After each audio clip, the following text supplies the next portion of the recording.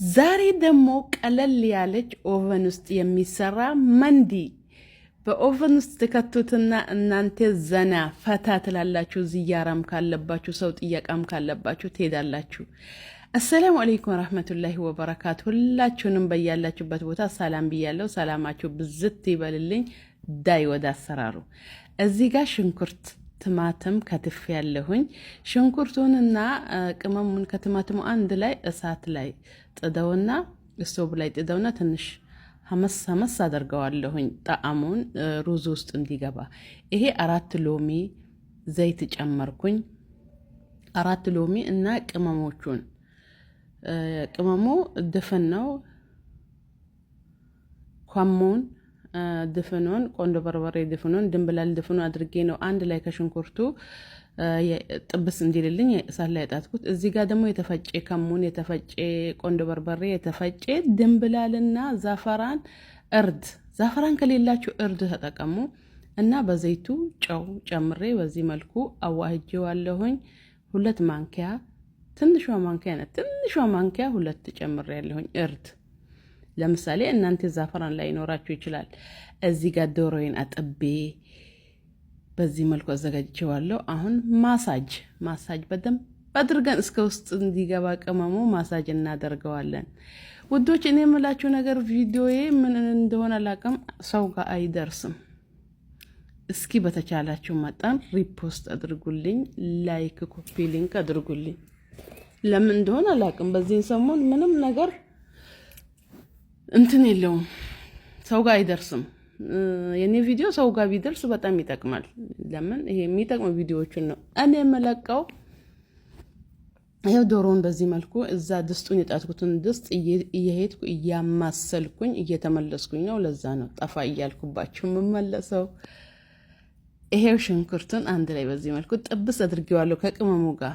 አያችሁ፣ ሩዜን አጥቤ ነው ወዲያውኑ ድስት ውስጥ ተጨመርኩት። መዘብዘፍ አያስፈልገውም። ረጅም ሰዓት ኦቨን ውስጥ ስለሚቀመጥ ማለት ነው።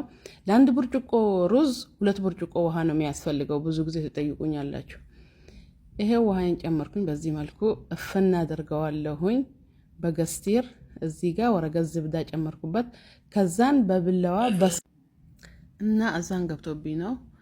በዚህ መልኩ ዶሮዬን ደግሞ እንደዚህ አስቀምጣለሁ። እኔ 3 ዶሮ ነው የተጠቀምኩት። ትንሽ ድስቱ አንሶኛል፣ ዶሮ ትንሽ በዛ ስላለ ማለት ነው።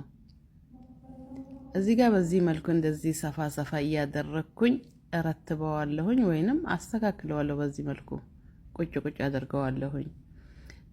እንትኑን ወረቀት ዝብዳ የበሳሁት ለምንድን ነው? የዶሮ ቅመም በሩዙ እንዲወርድ፣ የዶሮ ውሃ በሩዙ እንዲወርድና እንዲያጣፍጥልኝ ነው። እና በዚህ መልኩ አድርጌዋለሁ። ሩዝ ከታች፣ ዶሮ ከላይ። በነገራችን ላይ ኦቨኑን ሎክሼዋለሁኝ፣ እየሞቀ ነው።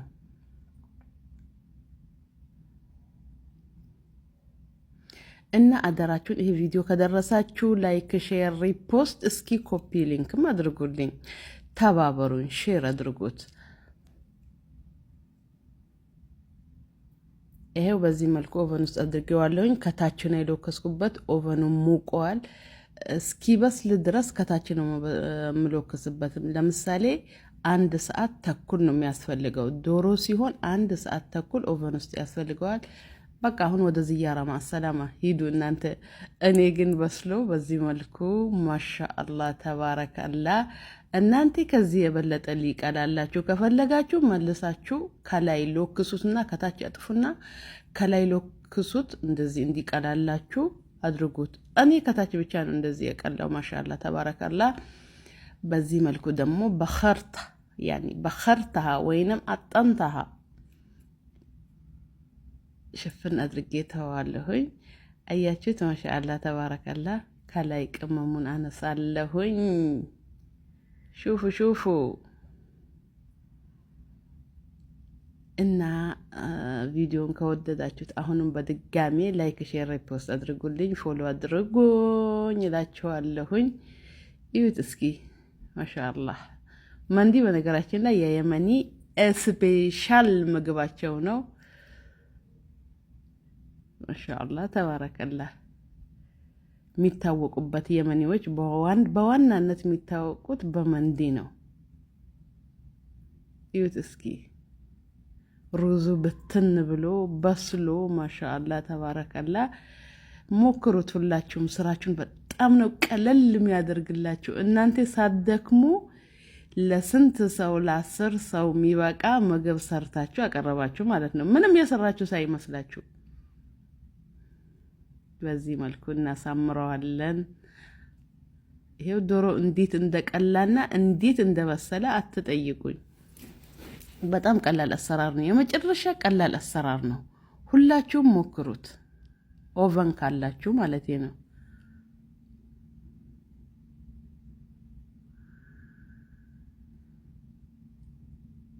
ያው እዚህ ሀገር በዋናነት የምታውቁት ለእንግዳ የሚቀርበው መንዲ ሩዝ ነው።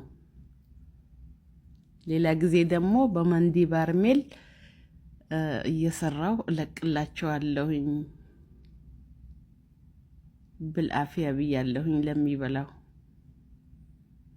እና እኔ ይሄንን ሰው ቤት ይዤው ስለምሄድ ለዚህ ነው ማስውበው እንደዚህ ማሳምረው። አሁን ይሄንን ልግዛብል ስንት እንደሚበቃኝ እንግዲህ እናንተ ታውቃላችሁ። ግን እቤት ውስጥ በቀላሉ እንደዚህ ስሰራ ማሻአላ ተባረከላ በብዛቱ ራሱ በጣም ነው በረካ ያለው። እንግዲህ ቪዲዮ እስከ መጨረሻ እዩ፣ ላይክ ሼር አድርጉ። ወሰላሙ አለይኩም ወራህመቱላሂ ወበረካቱ። በሌላ ቪዲዮ እስከምንገናኝ በቆንጆ ቪዲዮ ተመልሼ እስከመጣ ትናፍቁኛላችሁ። መልካም አስተያየታችሁን ኮሜንት ስር ጠብቃለሁኝ። የተሳሳትኩትም ነገር ኮሜንት ስር አስቀምጡልኝ። ወሰላሙ አለይኩም ወራህመቱላሂ ወበረካቱ።